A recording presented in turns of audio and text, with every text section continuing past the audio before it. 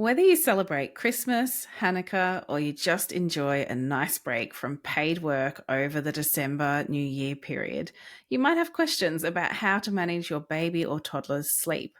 With family gatherings, changing routines, excitement, and fun, it can feel a little scary to suddenly have your little one out of routine. In today's episode, we discuss how you can keep sleep on track during the festive season so everyone is well rested. Welcome back to Brand New Little People, the podcast companion to the Sombal pediatric sleep programs created by us. I'm Dr Fallon Cook and I'm here with Dr Laura Conway. We are PhDs and sleep practitioners and directors of Infant Sleep Australia. Laura, how are you going after our little weekend away? Yeah, I'm doing really well. I've just got back home, pulled everything out of the back of the car, set everything up here after our little business weekend away, doing lots of plotting and planning for the year ahead. It was just been so wonderful. I love it. We tend to do it sort of either every 6 months or sometimes it's once a year. And it's so nice because we just kind of deep dive into all the conversations and all the possibilities of like where we can take the clinics and Zumbal and what the next sort of steps are for that. And it's just, I just love it. I absolutely thrive on it. All those sort of planning discussions. But I'm so pumped for all the things we've got coming up. The Children's Sleep Clinic is amazing. It's going to be for children 4 to 18 years of age. We have a new practitioner coming on board. Lovely Lauren will be joining us next year. Maybe we have to bring her on the podcast and introduce her to everyone at some point. Yes. But yeah, it's just so exciting knowing we have all these amazing things ahead. Yeah, it is. I'm pumped for it. And it's so nice, as our listeners will know, we've got 5 children between us. And so it's normally always a juggle, as many of our listeners will be living as well, but work and family. And so being able to have a couple of days where it's just us with our business hats on, a little bit of parenting hats with just texting and FaceTiming. But my daughter doing video calls once an hour, just checking what we're doing. Me getting sort updated. Of not parenting. Yeah. No, that's right. I get updated PowerPoints and Canva slides for Christmas lists from my daughter. I love it when they're like so determined to get a certain Christmas present that they do the legwork and the research to really present their case fully. They'll probably make great lawyers one day, I reckon. Yeah, I think so. Anyway, lovely to be away. It's nice to come back. And just when we were away and I was thinking about going to sleep in a strange bed. And then obviously you and I speak to each other every day, but we don't live in the same place. And so then when we do go away, we're in the same place together and just muddling along, working out who makes coffee, you, who cooks the eggs, me, and just working out how to have our strengths, okay? Exactly, yeah. Where the car is parked, you. That's definitely not my strength. And when we're thinking about Christmas time and the festive season, we often are then in situations where we're perhaps going back to our family home, maybe staying with our parents if they're still alive and with us, or people are coming to our houses. And if you do have a new baby or a toddler where you have been working on their sleep, it can feel quite daunting. That you think, oh my goodness, is this going to derail everything? Or even if you haven't been working on sleep, just how is everything? How are you going to rub along together when you do have naps and bedtime and bath time and stories and all those kind of things to consider perhaps for the first time, because you haven't had to do that before if this is a new baby. Yes, it's such a good discussion to have, and I feel like we are so qualified to talk about this, Laura. We're like the old aunties who are like, right, we've been there, we've done this. Let's tell these parents how it's done. Because we've certainly, travelled a lot and had to, juggle many a festive season with our little crews. Let's maybe start by talking about, I suppose, that bedtime routine. It's such a crucial part of sleep, and I think often people don't realize how important the bedtime routine is just for preparing the brain and the body for that process of drifting off to sleep. And I Yeah. would say when traveling or staying somewhere different, or even just after a really crazy day with lots of presents and everything, sticking to the same bedtime, even if it's been a really crazy day, having the same bedtime if you can manage it. So if it's Mm-hmm. usually that your baby or toddler's in bed at 7 and the day was all over the place, you can still just try and aim for 7 because their circadian rhythm's kind of expecting bedtime at that time. And then really importantly, keep those sort of Yeah. familiar steps in the lead up to bedtime. So even if it has been chaos and you run off your feet, if your child is expecting to have a particular book, a bit of a song, saying goodnight to the toys or whatever they like to do, make sure you do those things just before sleep. That chaos of Christmas can make it so much harder for them to settle down. Yeah. And therefore, that bedtime routine is more important than ever. So try not to Mm, sacrifice that bedtime routine. If your baby or toddler is feeling really overstimulated, loads of presents, loads of people interacting with them all day, all those new toys, different foods, then thinking about in that hour before bed, really helping them calm, taking them into a darker place in the house if that's possible, dimming the lights, playing some nice music, cuddles, story time. You can, with older toddlers and preschoolers, you can be talking to them about, as they're in the bath, what are the things that have happened today, and just help them reflect on all of the things that have happened in a really calm manner, and just help them place all of those experiences of the day into a nice narrative that's then going to be easier for them to process whilst they're asleep. So yes. try not to skip the bedtime routine. Don't just be like, I want to get back out there with all the other adults.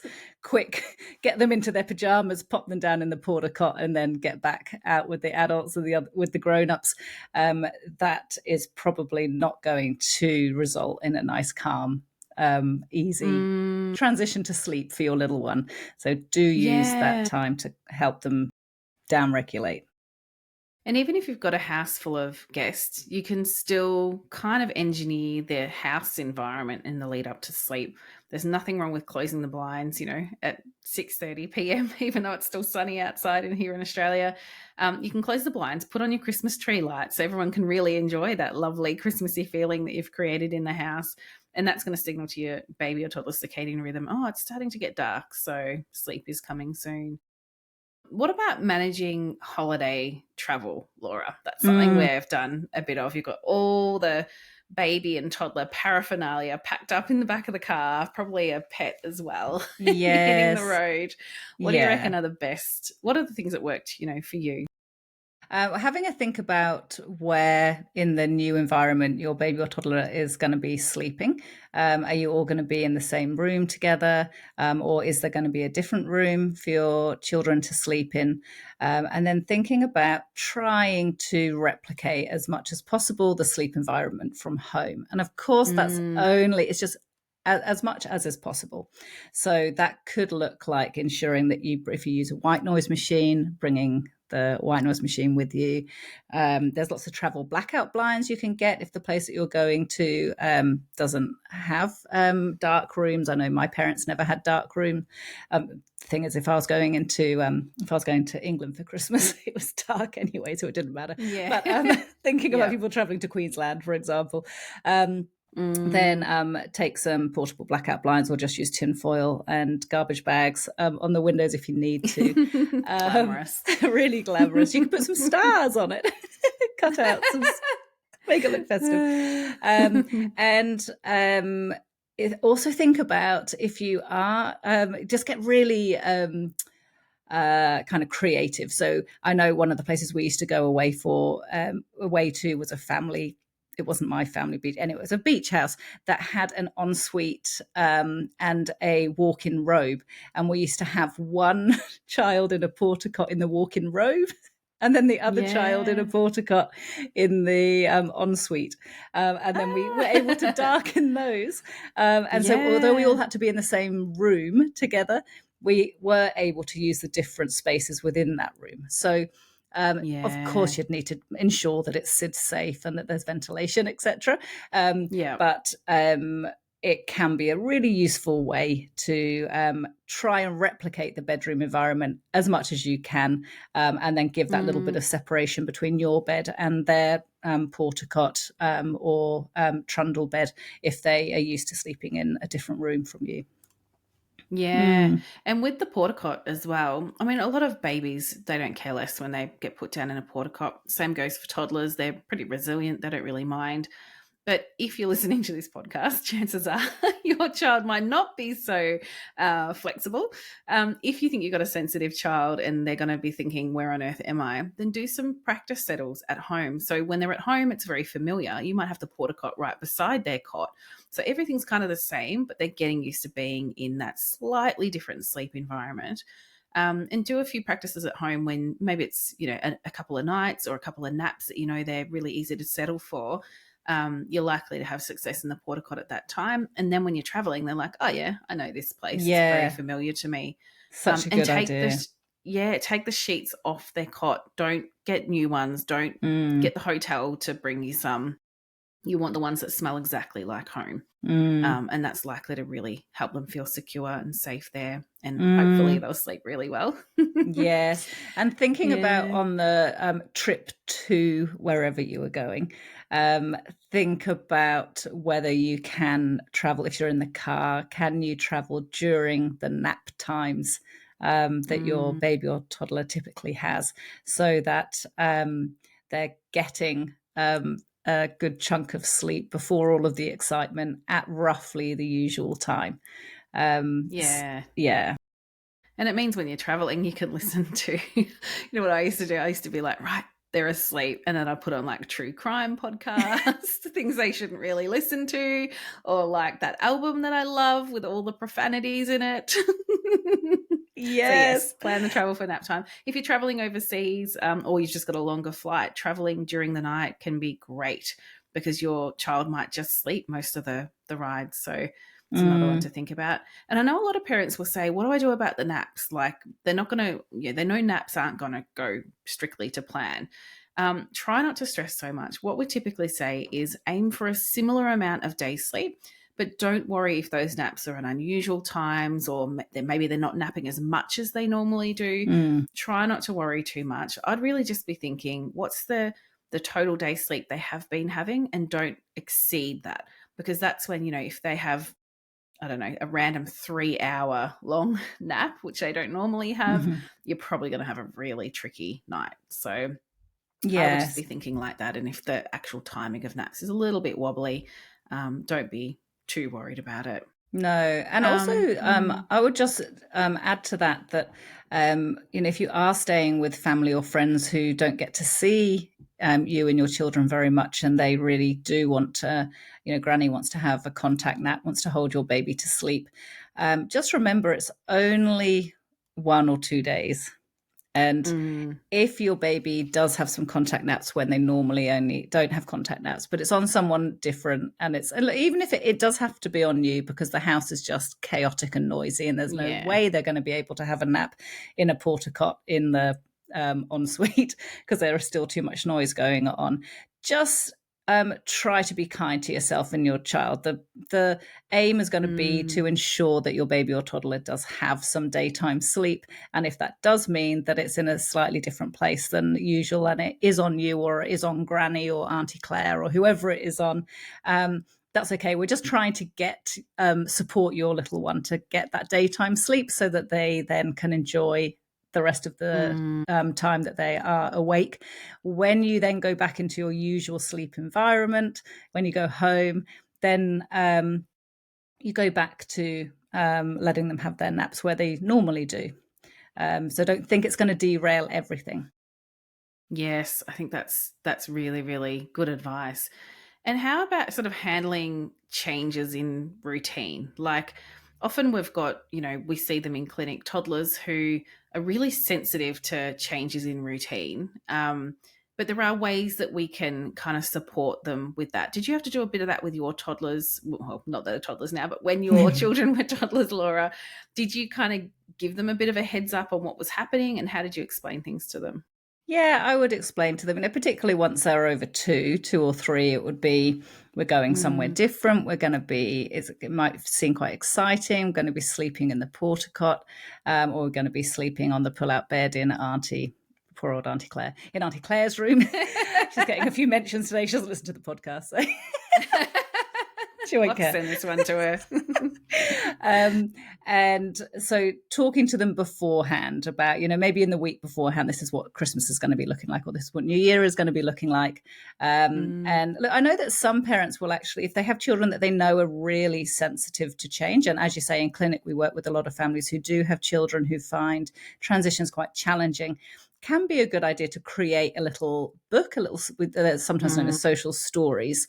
I'm not talking about going to Kmart and creating something really that costs money. It could just be that you get some A4 sheets of paper and fold them in half and staple them, and you just create a little story. Like, at Christmas, we go and stay at Granny and Granddad's house, or Auntie Claire's, and I sleep here and I do this, and in the overnight, this is how I this is what happens when I wake overnight. Yes. And so you're just giving some steps so that in that lead up to the big change, you're able to describe to your toddler or preschooler exactly what's going to happen.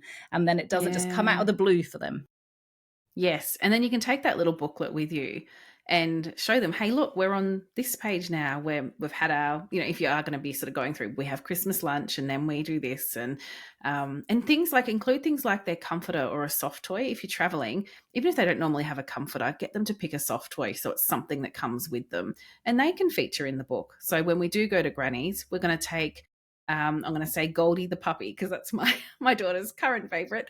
We're going to take Goldie the puppy along with us, and you'll be able to cuddle her at bedtime. And so you can actually take it with you and provide, just that bit of a sense of what's coming and how it's going to play out. It can make a big difference to those toddlers that aren't so keen on having their world upended for a day or two. And I think finally, before we dive into parent questions, there's going to be family members that have big opinions on what you're doing, or who'll say, no, don't put them down to nap, I want to have a play with them, or or they might just want to derail the plan that you've got for your child. And I think just know that you're the parent and you can decide what the priorities are. You might decide, okay, having that second nap's not such a priority, there's a lot going on. But if you think, no, my child really needs a break from everyone and they're going to do better if they have a nap, you're the parent and you can make that decision. You do have that agency, so don't forget that. No. Yeah, be brave and think about having a little script in your mind that you will use when you encounter a situation like that. And it may be, thank you, Mum, Dad, Auntie Claire, for that suggestion. I appreciate you trying to help. I know that my baby or my toddler would prefer whatever you want to do, and I'm going to do that because that suits her best. But thank you. And then move on. I love that. Yeah, it's clear, succinct. It's such a good idea. And just say no to plans. If your family's planning to do something right at 10 a.m. when your child naps, you can say, no, we won't be there for that bit. And that's okay. You can absolutely do that. If you're in a couple, it may be that one of you attends with perhaps an older child, if you have an older child, and then the other one stays back and stays and settles the baby. And you don't have to do everything that is on the agenda for the whole family. I can bet your bottom dollar the granny and granddad at some point will fall asleep on the armchair and they won't be participating in the game of charades or whatever it is, doing playing in the paddling pool or jumping on the trampoline with the hose underneath, or any of those silly things that happen in the later afternoon on a Aussie Christmas, and no one's telling them off. And if they're allowed to have their little nap, it's perfectly okay for you to say, my child needs to have a nap, and I'm gonna just gonna stay out of this one. There's one last thing I'm going to add to this that just occurred to me, and that is that when you're a new family, all of a sudden at Christmas time, you're going to be pulled in lots of different directions. So trying to navigate and negotiate, who gets, are we going, which set of grandparents are we going to see, in the morning and at lunchtime or at dinner or on the day versus on Boxing Day, or that becomes really challenging to negotiate. And a lot of grandparents have very strong thoughts on that. So just know that it's totally fine to split Christmas across. Sometimes I see one half of our family in January or February, and we just sit down and have our Christmas lunch then. So don't feel like you've got to try and make it to everyone's house on one day. And actually, I would be saying, well, you've got a young baby, we're going to stay home, come and visit us, bring some food, bring some wine. Because, you've got a lot to juggle. It's a lot harder for you to be moving around than it is for the grandparents, typically anyway. Yes. So, yeah, you can call the shots on that as well. And think about what traditions you want to bring in for your new little family. So there'll be you'll notice that, if you are in a couple, your partner might say, this is what I always did as a child at Christmas. And then you'll say, this is what I always did as a child at Christmas.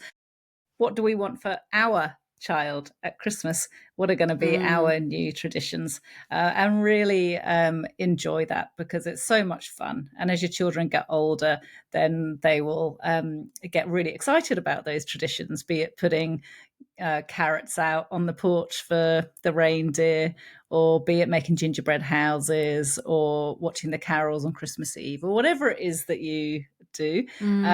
It becomes a really warm, uniting activity every year that just really sets you apart as your own little family unit. Yes. Oh, I love Christmas. I still get all the warm, fuzzy feelings, and I love setting up the tree and listening to the carols as much, if not more, than my children. So yeah, it's a great time of year. Awesome. All right. Well, maybe we'll move into parent questions now, because we do have quite a few. I think we'll have to get our skates on a little bit. Yes. Okay. So I'll start maybe by reading out a question sent in by Kinsley. Kinsley has written in about her 8-month-old. She says, I joined Sunbow when my daughter was 5 months old and used the gradual fade approach. Slow fade, I think she means. Yeah. She now needs minimal support to go to sleep and falls asleep in her cot by herself half of the time. However, our problem is inconsistency with night sleep. Her sleep needs are 13 to 14 hours. She has around 11 to 12 hours overnight, and the remaining sleep is 2 day naps. She's awake for about 3 hours between naps and up to 4 hours before bed. She's happy and alert after her naps and during her wake time, and she goes to bed for naps and at night within 10 minutes.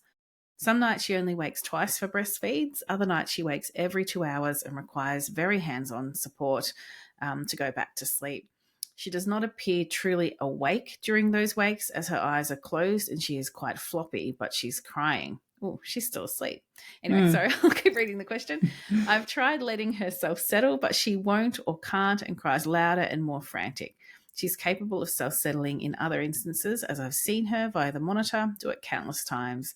It seems we have a run of several nights in a row that she wakes every 2 hours, and then finally only a couple of good nights.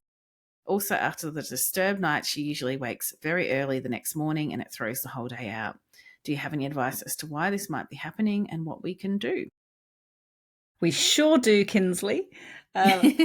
We sure do. Yeah, there's a few things that jump out in there, aren't there? Yeah, there are. Kinsley, I would be really recommending that you just log her sleep to determine what her average sleep need is. The difference between 13 and 14 hours, well, is an hour, obviously, but that can be considerable. So if the difference, is the difference, yeah. So if your baby is actually only needing 13 hours and you're aiming for 14, then she will be quite wakeful, because she's not going to be able to maintain her sleep all night in one or two stretches.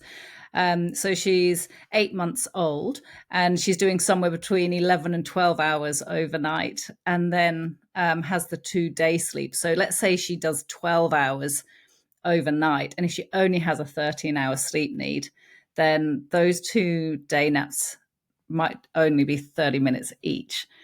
It just really is the difference. It makes a big difference. So I would be double checking her sleep need and then just tailing that rhythm that you have more closely. Perfectly appropriate for her to be on 2 naps a day, perfectly appropriate for her to have that longest wake window before bedtime as well. So I think that sounds really good, Kinsley. Mm. What I Yeah. also love is that she can self-settle. So Mm. she's going to sleep within 10 minutes for her naps and at the start of the night, and half of the time she can self-settle. So that tells us that she does know how to do it. So in all likelihood, the 50% of the times that you're having to give her the support to go to sleep and then give her the support when she resettles are just down to sleep pressure not being quite high enough. Mm. What do you think, Fallon? Do you think that sounds likely? Yeah, I completely agree. I think everything in the question really says this is a sleep pressure problem. I'm glad to hear she's got really good mood during the day. But you're Yeah. right. If it is a 13-hour sleep need and she has 12 overnight, then if she has any more than 2 30-minute naps, she's going to be wakeful overnight. So Yeah. we really want to firm that up. Look at that unique sleep needs chapter. Check her total average sleep duration. So minusing all of the night wakes, just look at how much sleep does she actually tend to get, and then use our daily rhythm charts to get a sense of what a daily rhythm could look like and really Mm. stick to it. So what we mean by that is get them up on time at the set bedtime every morning. Make sure they don't overdo the day sleep and get them through to bedtime. And at first you might get really, really cranky. It's going to feel really different for your baby, but typically after a few days to a week, they really fall into a great rhythm. And that's when you're likely to find that she'll self-settle all the time. Yeah. Um, yeah, you're doing a Good. great job, Kinsley, and let us know how you go. Okay, we've had an email from Sarah who says, she also has an 8-month-old. And her baby can self-settle for most naps, occasionally needs to use that supported accelerated approach for 5 or so minutes when they're putting her down for naps or at the start of the night. However, if she wakes in the middle of the night, Sarah says, we've never been successful with having her cot settle. And she's always managed to cry us out. um, and she sometimes screams her head off for an hour and a half before we cuddle her. So Goodness. Sarah says, my questions are, we're struggling to transition to 2 naps and wonder if she is ready for this. And I would say yes. Definitely. At Yeah. 8 months, there aren't many babies who can still do 3 naps and have good nights. So Yeah. 100%. Sarah says that her baby is awake for 5 hours before bed, and Sarah wonders if that's too long. No, that's probably about right, I would Yeah. say. Yeah, for Yeah. 8 months. And That's we pretty good. remember that when we're thinking about babies' sleeps and the number of naps they have a day and how long they're awake for, they are on a trajectory that it's like a juggernaut. We cannot stop it. All babies are getting to the point where they drop down to 1 nap in toddlerhood, and then they drop down to no naps as Mm. well. So we're not thinking they should only be awake for 4 hours or only awake for 5 hours before bed. That this juggle, we can't stop it. They need to start to have Mm. longer and longer awake during the day because it's developmentally normal. So 5 Yeah. hours at 8 months, depending on what your child's sleep needs are, perfectly fine. So I wouldn't worry, Sarah. Mm. Sarah, then I can see where the hesitation that Sarah has comes from, because she goes on to say she also falls asleep whenever we're in the car, and it's hard to avoid car rides.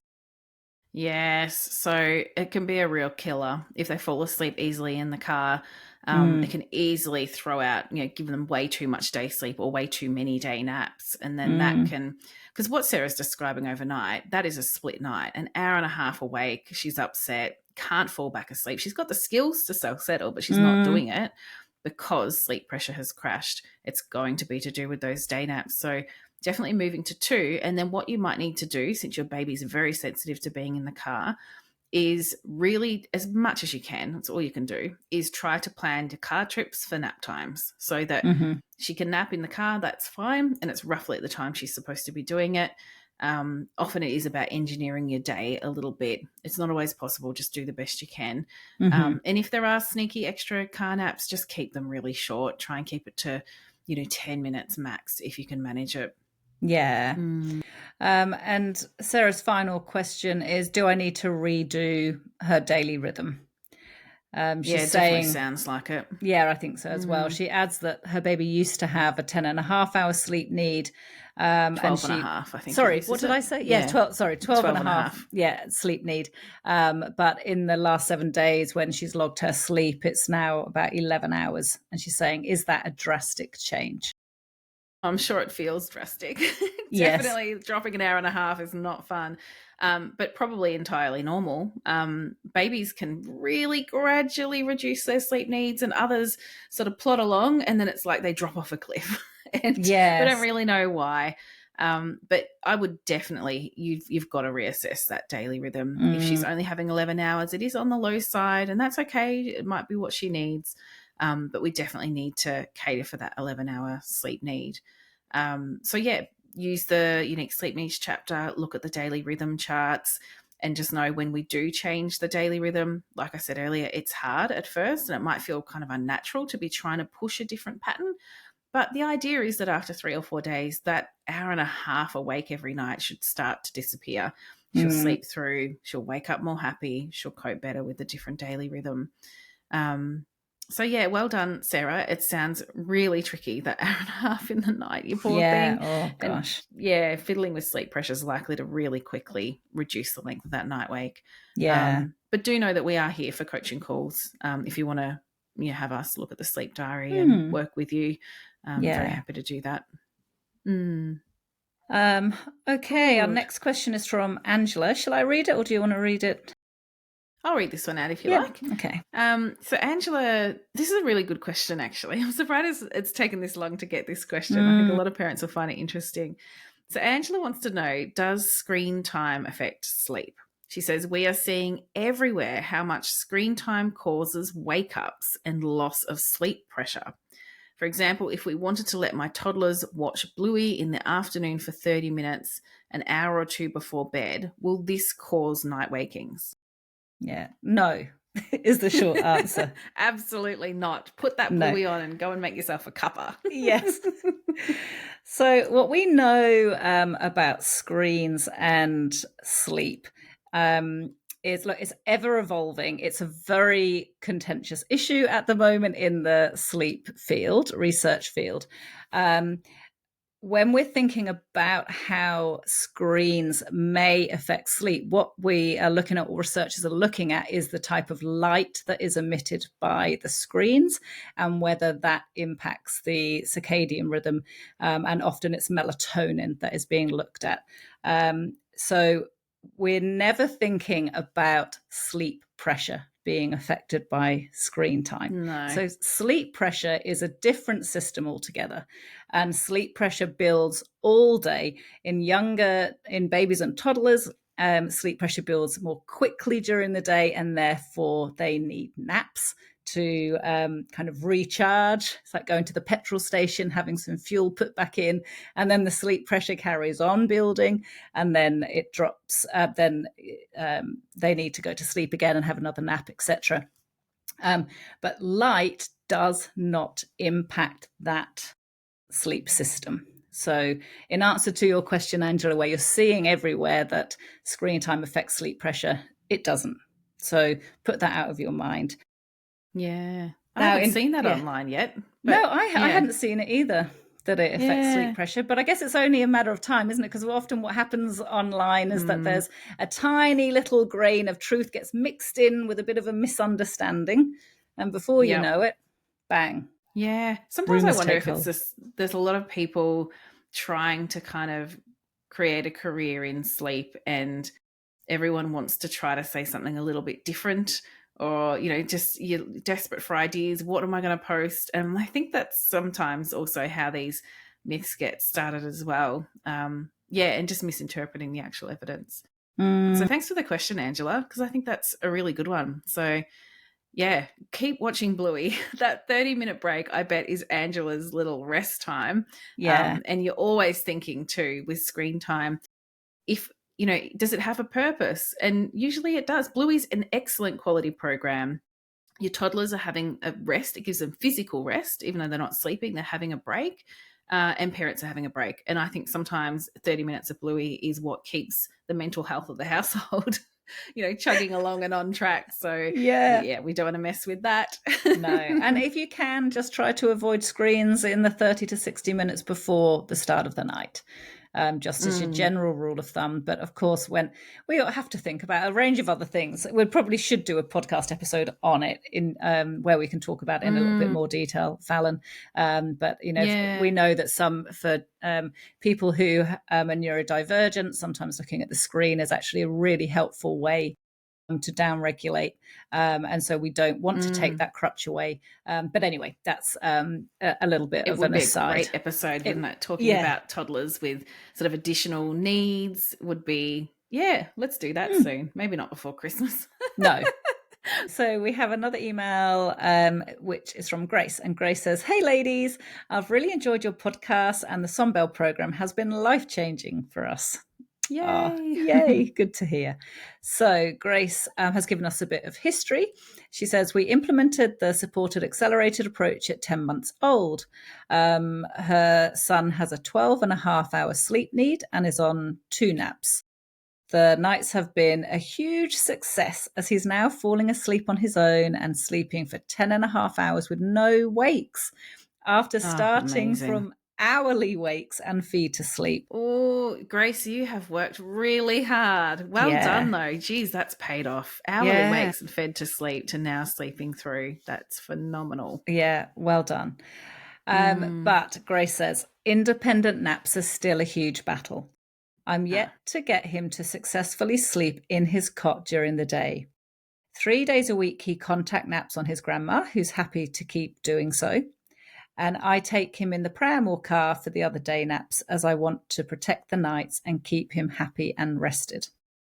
So Grace says, "My questions are, do you think if I stretch him out to 1 nap a day, that will add more sleep pressure for his nap settle, or will that just make him angrier? He seems to be doing well on 2 naps, provided they are assisted." It's a little bit too young to go to 1 nap. So for now, stick to the 2 naps. And it sounds like they're working. If you're happy putting him in the car or the pram, that's totally fine to keep doing. Totally fine for grandma to hold him as well. But when he is probably closer to 12 months of age and he does drop to 1 nap, you're likely to actually see, there's just a higher likelihood that he will settle in his cot for that nap. It won't just happen automatically. You might have to practice it a bit and work at it a little because, sleep pressure should be higher, especially when you first move to 1 nap. And I would also just be making that bedroom look exactly like night. So he knows that at nighttime when it's pitch black, I self-settle in my cot. So if you want him to settle in the cot in the day, make it the same. If it's pitch black, you follow a similar routine to bedtime, he should be expecting to self-settle there. And with that high sleep pressure, he might just do it. So, you're a couple of months away, but I'm, holding out for that for you, Grace. It'll be life-changing when you've got maybe an hour and a half or so to yourself in the middle of the day. Yes. Lovely. So Grace goes on to ask, at what point do I accept defeat that he won't nap in the cot during the day? The hysterical crying and sitting in a dark room in the day is wearing me thin. Oh, I understand. I hate it when I hear parents are sitting in a dark room and putting up with a lot of crying. Look, I would say when you do go to work on settles in the cot for naps, decide on what your limit is. Like you might say, okay, I can do this for 15 minutes, be very, very consistent. And at 15 minutes, if he's not calming down and starting to settle, bail out, put him in the car, put him in the pram, try again another day. Or maybe you think, 20 minutes would be easy for me. I'm going to persist for 20 minutes. Or maybe it's only 10 minutes. Decide what you can manage. And then that's your limit. And that's okay.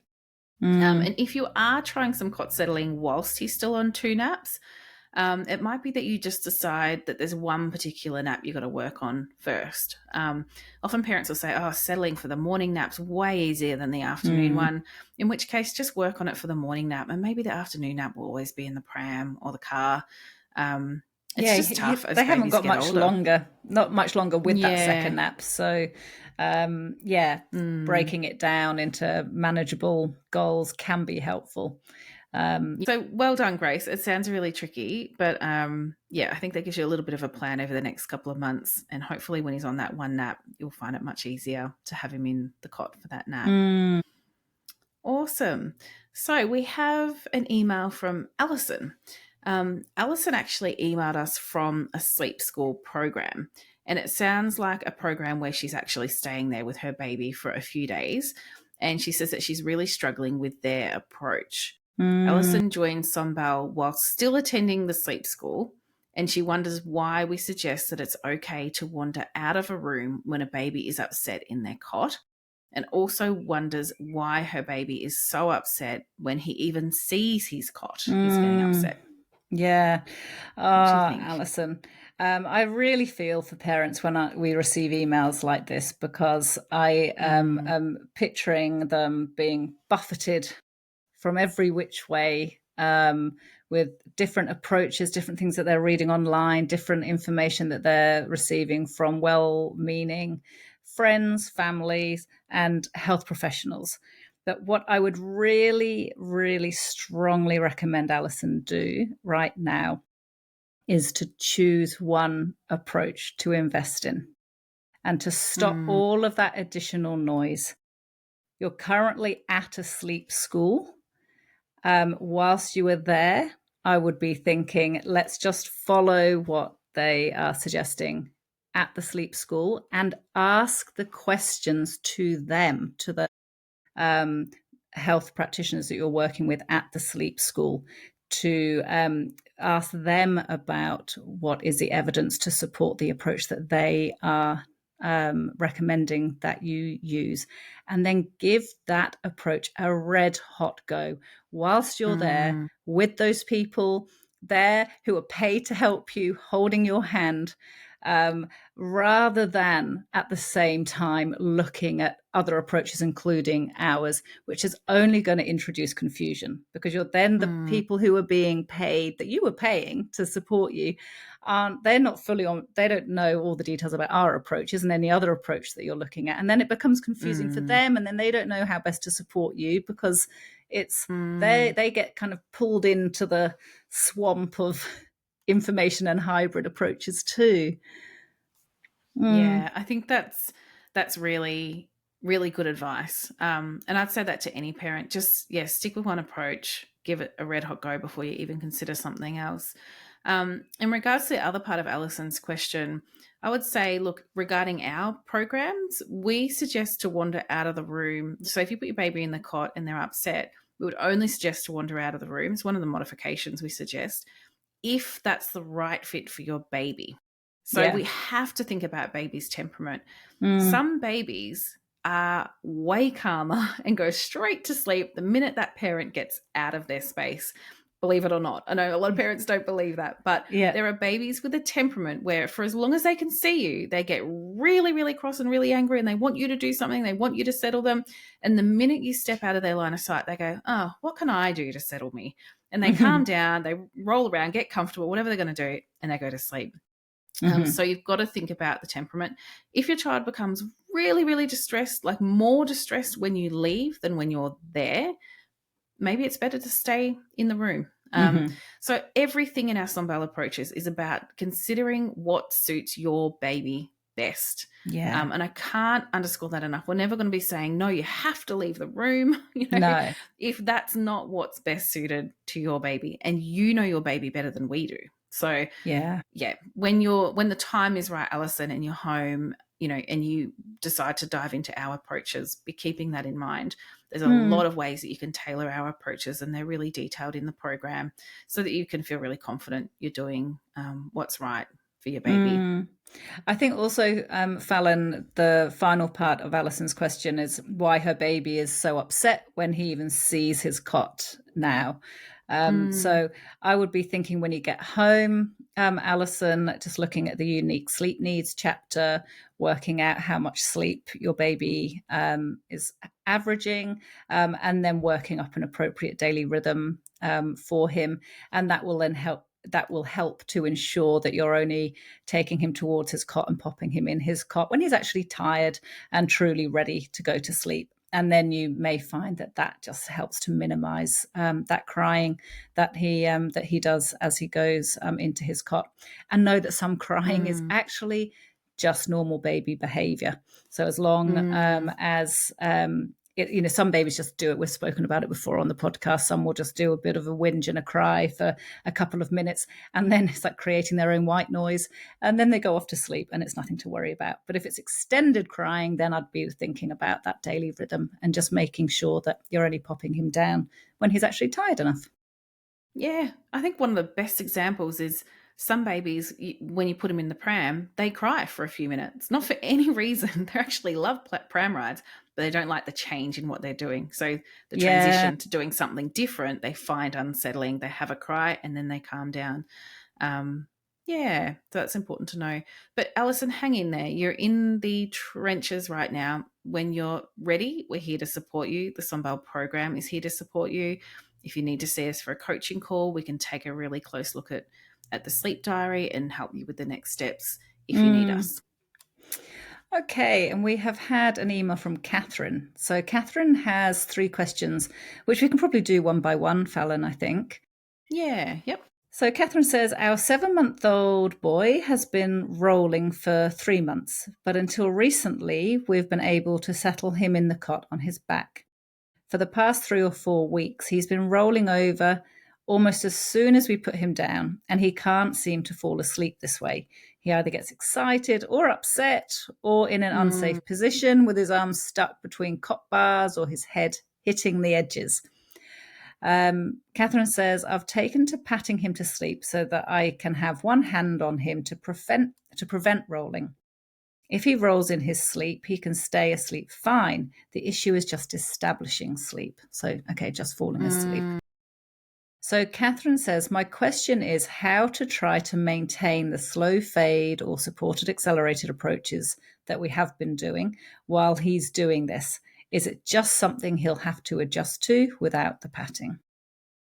This is such a brilliant question. And there's so many parents who want to know the answer to this.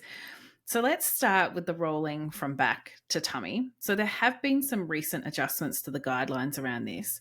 And now it's seen as being totally fine if your baby is able to roll front and back, and especially by 7 months of age. If they can roll both ways and they have a preference for rolling on their tummy, it's okay to leave them be on their tummy.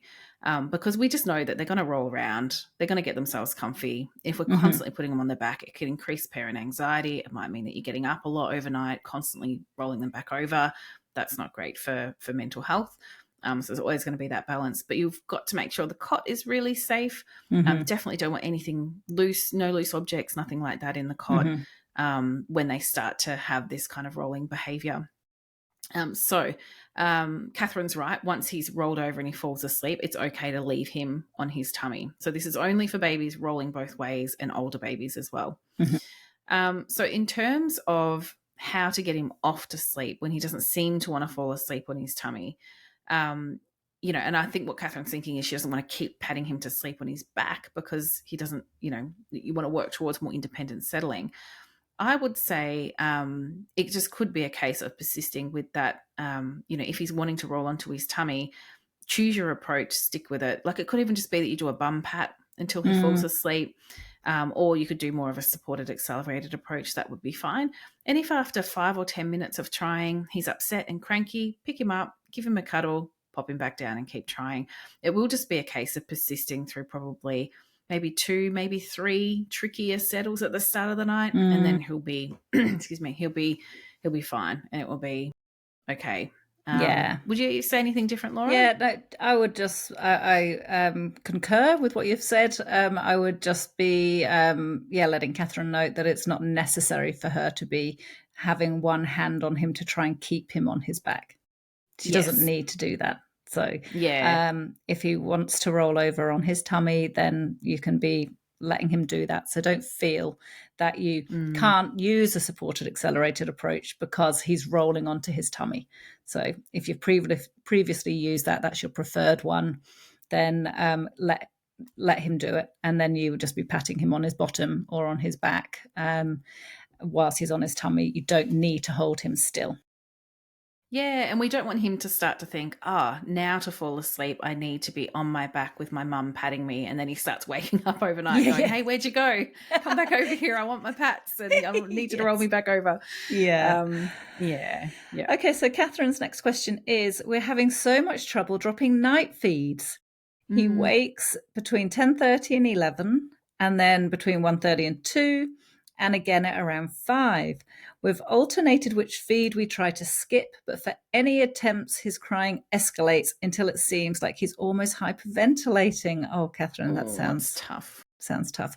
We try to settle him a little before eventually giving in and feeding him.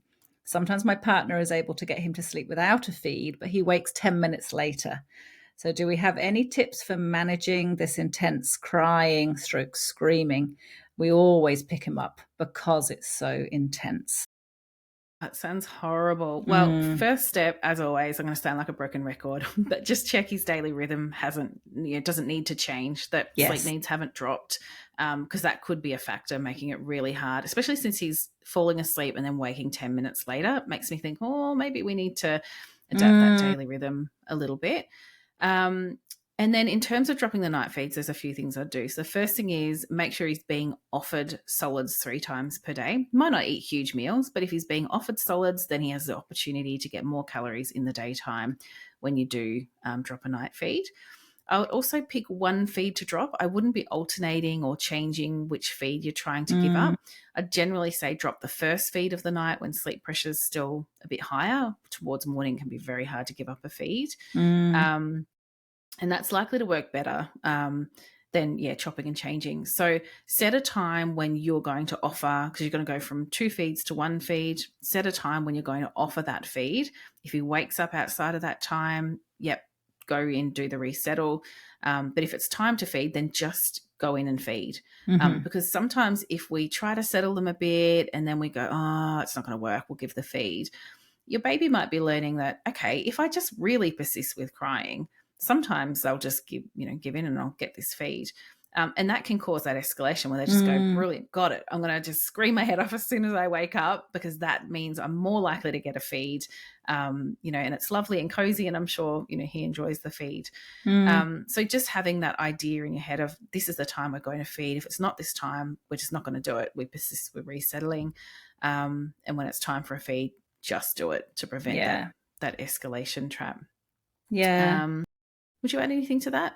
Just in terms of managing that intense crying or screaming, I'd be thinking about wearing some noise cancelling headphones or some AirPods so that you can keep yourself calm when you are resettling him without the feed. Because in the middle of the night, I mean, it's bad enough the baby protesting loudly during the day, but in the middle of the night, it can really feel quite magnified.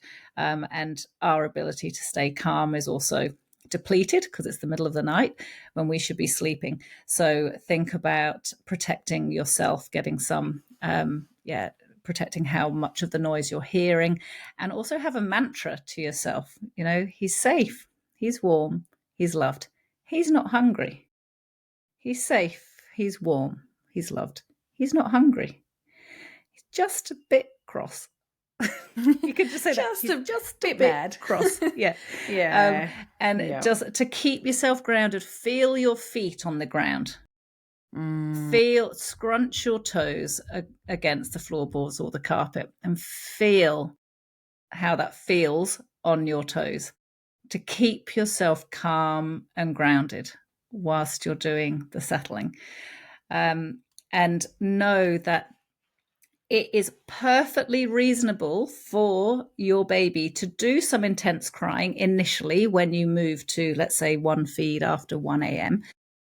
For him to cry intensely for any weights he has before that, because up until now, what he has learned is this is the strange dance that mum and dad do with me in the night. I scream for half an hour and then they give me the feed.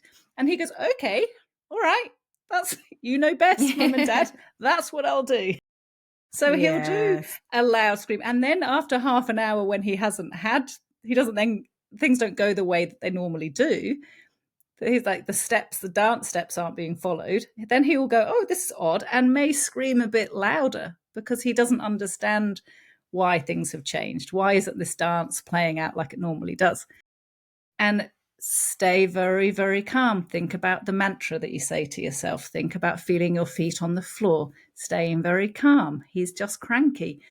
And that's okay for him to be cranky. But it's also okay at this age for him not to be having as many feeds overnight when you would like to drop them. And then just keep gold advice, persisting. Laura. Yeah. It's just gold advice.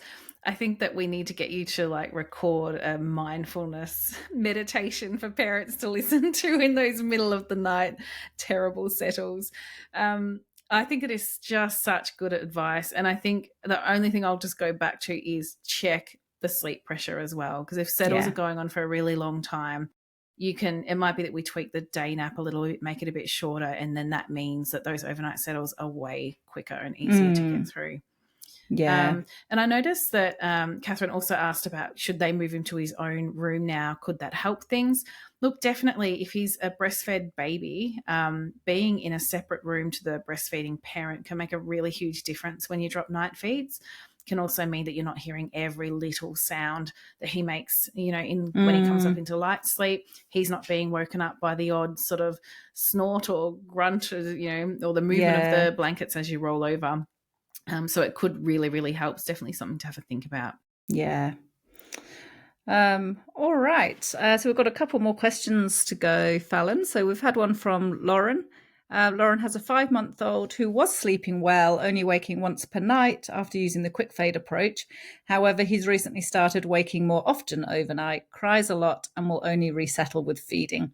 What should Lauren do? I feel like Lauren will be able to listen to how we answered Catherine's question. Yeah. Look, I would say sleep pressure. Really look at that daily rhythm. Go through the unique sleep needs chapter. Pick out a daily rhythm to try that matches your child's sleep needs. It's really likely to be a bit of a timing issue. Yeah. And at 5 months old, you may or may not have started to introduce solids yet, Lauren. Often it's around 6 months. So it is appropriate for him to be still having feeds overnight. But if it's a lot more and they're not actually big feeds that he's having, then it's starting to become a little bit of a crutch to fall back to sleep, then I'd be thinking about picking the times that you're going to be offering him the feeds overnight, and then using that one settling approach when he's not due a feed. When he is due a feed straight away, pop him back into his cot or bassinet before he's asleep, and then settle him to sleep again. Start to introduce foods from 6 months or earlier if your nurse recommends it. And then when you're ready, you can look towards dropping the overnight feeds whenever you're ready, as long as his weight gain is fine, and following the advice that's in Sunbell. Yeah. One thing I want to quickly add here, because I think this happens a lot too. Lauren says she's using the quick fade approach, and I know a lot of parents get a little stuck on that, and they'll say sleep improved, now I only have to pat them to sleep, but they haven't yet phased out the patting or the humming to sleep. Oh yes. And then that's what so happens true. is they hit that 4 or 5 month mark, and suddenly they're like, well, I was being patted when I fell asleep. Now I've woken up. Where are you? Get back in here. And I want my pats again. So just know that until they're able to drift off to sleep without needing the patting or the humming with that approach, they're probably not going to have consistently great nights. They're still going to want that support. Do keep working through that approach. And if you're having trouble phasing out the patting and the humming, the best advice I can give you is to consider switching to the supported accelerated approach. A lot of parents do that at that point, and it works really, really well. Yeah. Good. And we've got one last question quickly, because we've had so many today. We're really stretched on. We have Kate, who emailed in and asked, why does my baby wake and need support to go back to sleep when he falls asleep quickly and easily on his own at bedtime? He's 7 months old and has a 12-hour sleep need. He has 1 to 1.5 hours of day sleep, goes to bed at 7 p.m. and is up for the day by 6 a.m. latest. He's very tired by bedtime and self-settles really easily for naps and at night. But he wakes for one feed around 12 to 2 a.m., self-settles in his cot after that as well. But he wakes up multiple other times in the night and needs some intervention to get back to sleep. Sometimes he wakes after 5 or 10 minutes, or he might wake for an entire hour and be really upset. If he wakes at 5 a.m., he often won't return to sleep and starts his day. Kate is very careful to stick closely to the schedule when this happens. Yeah, gosh, that's a tricky one, Fallon. A 12-hour sleep need, it sounds like the timing is roughly right. Potentially, if he's having 11 hours overnight and then has an hour and a half during the day, there may be the odd day that he's having a little bit more than he needs, which might then mean on subsequent days he has a little bit less, so it might be a bit of fluctuation between maybe 11 and a half to 12 and a half, even 13 hours perhaps at times. So I would be thinking about ensuring that that daily schedule is as strict as can be, thinking about at 7 months, if he's on more than 2 naps, then I'd be thinking about moving him down to 2 naps so that the sleep pressure is getting nice and high before bedtime. And then I would be thinking about how overnight wakes are normal, and we all wake up multiple times a night, and it's about our ability to go back to sleep when we come out of our sleep cycles and go transition into the next one. That's where we often start to see problems emerging. So, Kate, I would just be suggesting that when he does wake up overnight and make some sounds, just ensure that you're not jumping in straight away to try to resettle him, and just pause a moment, because he might actually just be making very usual common noises, which sometimes can be a loud cry out. And then a baby or a toddler can go silent as they then move into their next sleep cycle. So if we don't wait 5 or 10 minutes overnight when a baby first calls out, and we jump in straight away, we just not quite giving them the opportunity to practice going back to sleep. Yeah, what would you add anything to that, Fallon? Yeah, I just wonder with this case if there is a little bit of a sleep pressure component there, because it sounds like Kate's doing an awesome job of, a daily rhythm matching this 12-hour sleep need. But then if some wakes are for an hour and there's lots of 5 or 10 minute wakes, he can't be getting 12 hours. It's got to be a little bit less. And I think, that's true. do you know what I mean? Like, he probably isn't quite meeting that 12 hours. And so I would just look at that average, take away the night wakings and see what the average sits at. And then work towards that. Just especially because, if he does have an okay night, he might wake at 5 a.m. It just makes me think that he's meeting, there's something going on there. There's a little drop in sleep pressure, or something's just a bit off. So reassess that total sleep need, Kate. It might be just some minor tweaks to that daily rhythm. And then suddenly he uses those self-settling skills right through the night. Sleep pressure's high enough. Problem solved. We're home and hosed. That's what I'm praying for you. Yeah. So, yeah, I'd give that a try. And if you're not getting some traction, I would suggest a coaching call, because there's something going on there and we might be able to spot it really quickly and get things on track for you. Yeah. Yeah.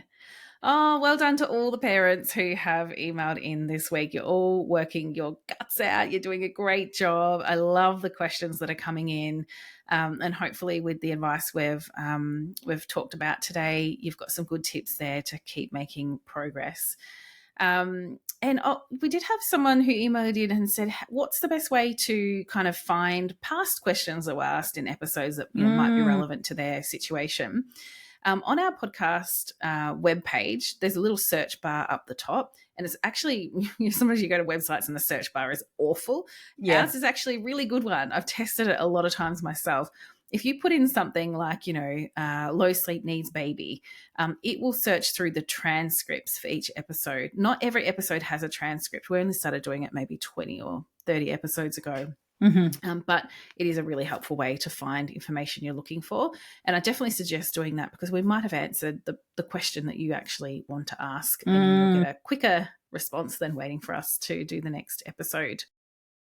We also want to put a call out there as well. Are you a sleep practitioner?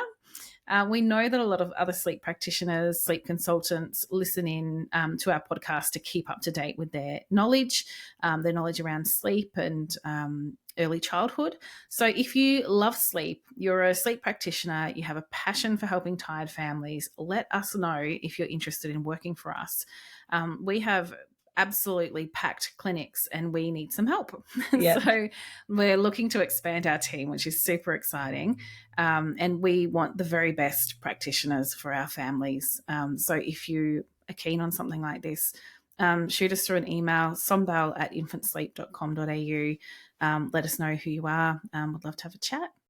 And lastly, leave us a review. If you're on Spotify, hit that, it's like a little love heart button or something like that.